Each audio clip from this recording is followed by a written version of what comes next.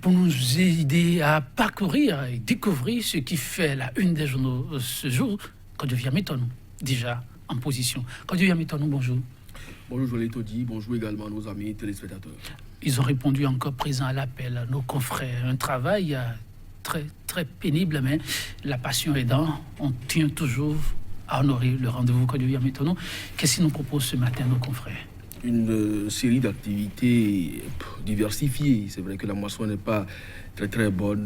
Nous sommes le mardi. Pour ce qui concerne donc la presse, elle est moins riche ce matin, mais en titre, beaucoup de sujets ont été évoqués. L'enseignement, la justice, la paix recherchée et surtout cette rencontre de demain qui oppose les écureuils aux lions de la Teranga. Alors on va y aller très rapidement. On démarre par...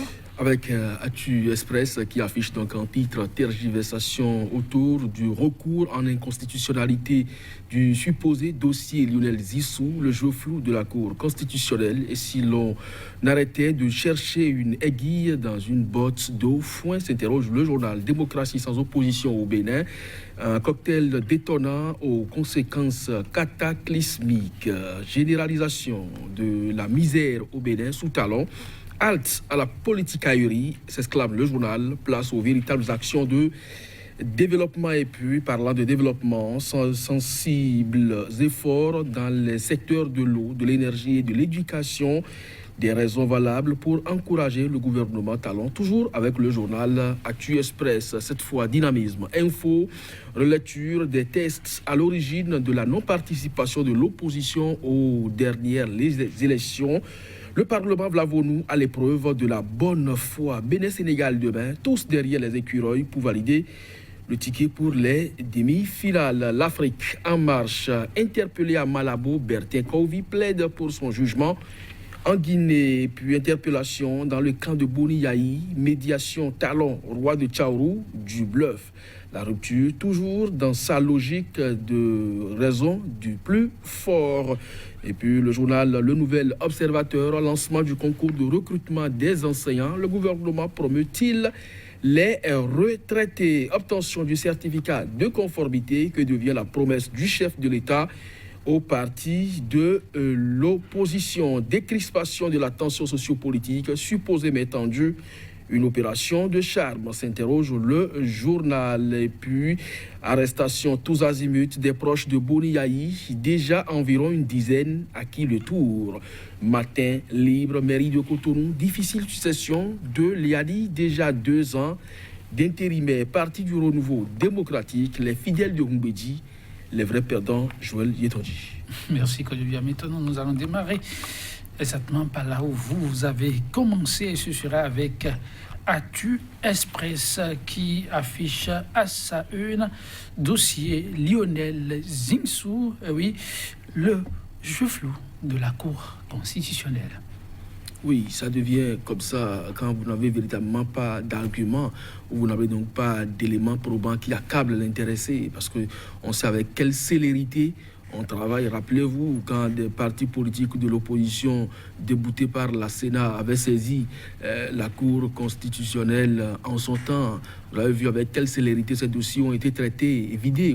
Donc, si aujourd'hui la Cour peine donc à se prononcer véritablement sur le dossier, c'est-à-dire poursuite ou non de Lionel Zissou, c'est bien parce que effectivement, on a comme l'impression, comme le journal l'a d'ailleurs dit, mais bien sûr en interrogation, et si l'on arrêtait donc de chercher une aiguille dans une botte de foin, on cherche désespérément quelque chose à coller à quelqu'un.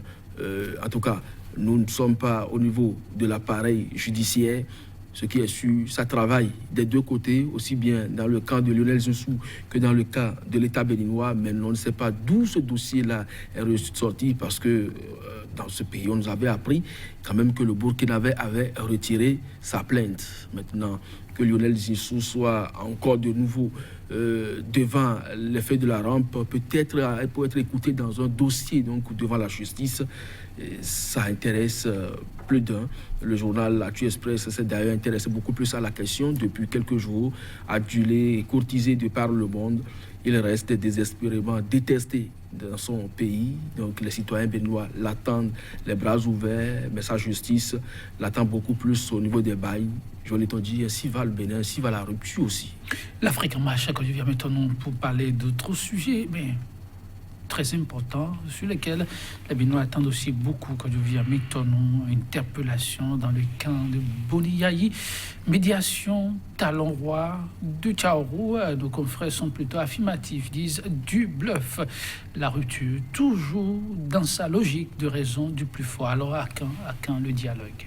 Oui, le nouvel observateur d'ajouter qu'il y a déjà une dizaine d'arrestations des proches de Thomas Boni-Yayi. Alors, quand on se rappelle que c'est suite donc à cette visite ou cette audience demandée et obtenue par les sages et têtes couronnées et quelques acteurs politiques de Tchaourou, qu'on a pu lever le blocus au domicile du président Thomas Boni-Yayi et que tout le monde pensait qu'au sorti donc de cette rencontre entre le chef de l'État et les sages de Tchaourou, cette rencontre qui a débouché d'ailleurs sur ce lever de blocus, on pourra donc procéder à un certain dégel au niveau donc de la tension socio-politique.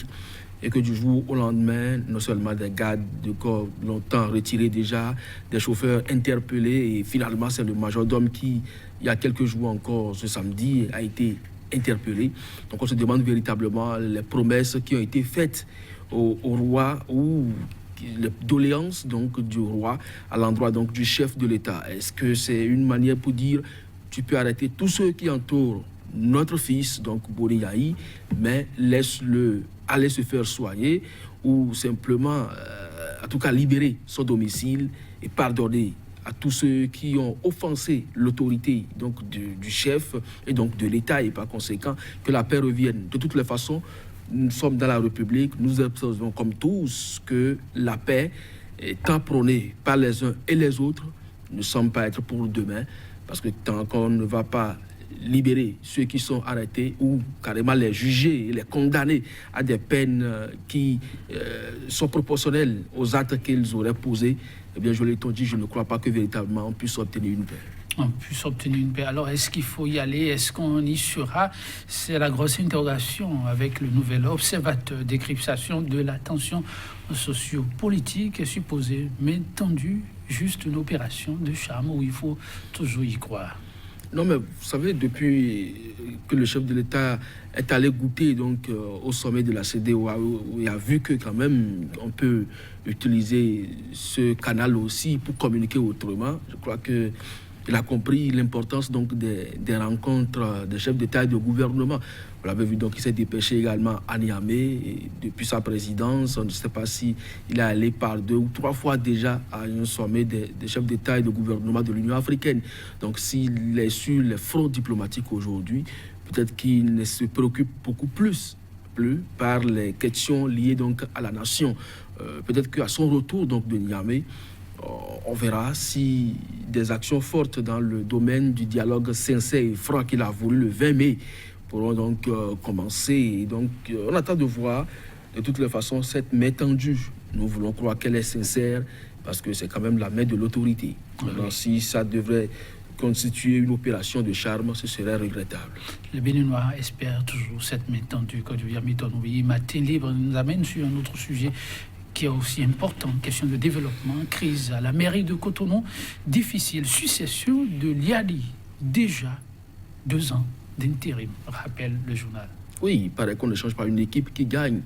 Et lorsque vous forcez donc le capitaine à déposer le brassard, c'est souvent difficile. Je ne sais pas si vous avez suivi, on peut faire cette parallèle rapidement pour aller au niveau du sport. Avec quel empressement, même frustré. Ayou, hier, a dû donc céder le brassard à Diane quand il voulait donc faire son entrée sur le terrain. Donc Liali Soglo reste le joker de Cotonou. Ce n'est pas parce que Liali est là ou qu'il n'est pas là que vous allez donc empêcher l'inondation du jour au lendemain à Cotonou. Maintenant, tous ceux qui sont avec lui en dehors donc des nouveaux élus, c'est des gens qui ont travaillé tout le temps à la mairie de Cotonou et ils n'ont pas pu trouver donc solution au réel problème des Cotonouois, à savoir donc la question de l'inondation et de l'insalubrité. Donc, fait partie Liali, d'accord, mais régler le problème des Cotonouois, c'est ça la grosse interrogation aujourd'hui. Le procureur Meton s'en est occupé à un moment donné. Vous circulez dans les rues de Cotonou, sur les trains pleins centraux, vous verrez qu'il y a toujours des tas d'ordures qui traînent, alors qu'il les dépose et qu'il devrait les ramasser et qu'il devrait en répondre en termes de pollution. C'est autant de préoccupations et on réalise qu'effectivement, l'intérim va continuer peut-être jusqu'en 2021. On a encore quelques minutes, Manon Stan, de l'autre côté, si tu permets. On reste avec Matin Libre. Parti du renouveau démocratique, les fidèles de Rumbedji, les vrais perdants. Bon, je ne sais pas ce qui fait écrire ce journal, ce titre, dans la mesure où le président de l'Assemblée nationale aujourd'hui, Louis Vlavonouille, provient donc du PRD, même si d'aucuns pensent qu'entre-temps, il était beaucoup plus proche du chef de l'État que son président de parti lui-même, aussi, Aranvoy Bla aussi était plus proche du chef de l'État que le président Adrien Rumbedji lui-même. Toujours est-il que ces acteurs n'ont pas véritablement déposé leur casquette au sein de la formation avant de se faire normer ou élu député à l'Assemblée nationale aujourd'hui, ou même être promu à la limite. Donc de ce point de vue, moi je pense qu'il n'y a pas véritablement eu de perdant. C'est vrai que le parti aujourd'hui, Arc-en-Ciel, ne peut plus s'afficher officiellement en tant que formation politique, mais ces lieutenants restent en activité. Merci, que tu viens avec nous rester en activité pour le bonheur de nos téléspectateurs. On vous retrouve demain et ce sera tout pour aujourd'hui. Mesdames, Messieurs, à demain.